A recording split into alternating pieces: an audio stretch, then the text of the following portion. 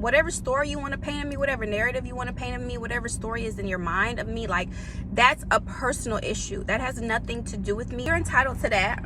That's cool.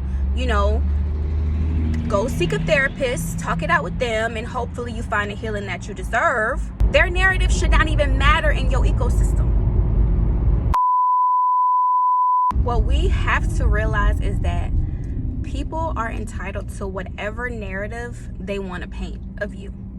Whatever narrative they want to paint, whatever picture they want to paint, whatever story they want to go and run with, they're entitled to that. They are.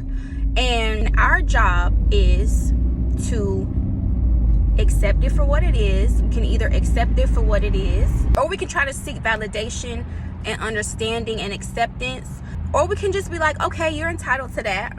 That's cool. Go seek a therapist, talk it out with them, and hopefully you find the healing that you deserve. Or we can try to defend ourselves and, you know, seek validation or seek approval or seek acceptance. We can either do that or just accept it for what it is.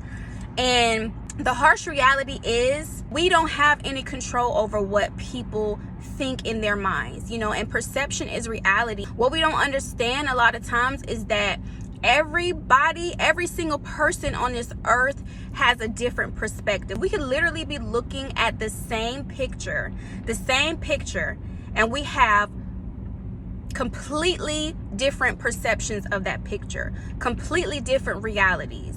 So if a person paints a certain narrative or a certain story about you in their minds and to the people around them or to the people in their circle, they're entitled to that. That has nothing to do with you, and it's not your responsibility to try to change it or to try to manipulate it into what you feel like it should be. Everybody's entitled to their own story, but we have to understand that we don't have any control over that. Like, whatever story you want to paint of me, whatever narrative you want to paint of me, whatever story is in your mind of me, like, that's a personal issue. That has nothing to do with me, and I don't have, you know, I'm not going to take responsibility for what's in your mind and your reality. Like, I'm not responsible for that. You know what I mean? Even though it could be really negative, they could be going and telling people certain things about you or saying certain things about you. What are you going to do? Go to all these people and say, no, I'm not like that.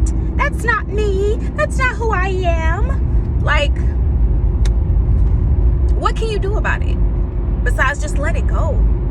Just let it go and let it be. If you're at peace with who you are and you know who you are in your heart and who God says you are, that should be the only validation that you need. That should be the only narrative that you need. Their narrative should mean nothing to you. Their narrative should not even matter in your ecosystem. It shouldn't even matter, because it's not between you and them anyway. It's never about you and other people. It's never about you and them. It's always, at the end of the day, going to be about you and God.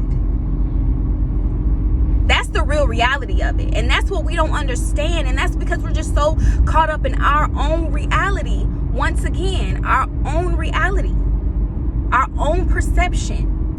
But when you sit and take a step back and you're on the outside looking in, you will then see that, oh, okay, that's a them problem. That's not a me problem. Don't internalize it. You know what I'm saying? Don't internalize it. They may be projecting, but you don't internalize their projection.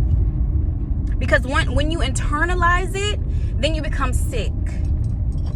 You become sick, and then you start to believe those things. But if you know that, no, that's not me. Like, that's not that's not what it is. That's all that matters. If you know it.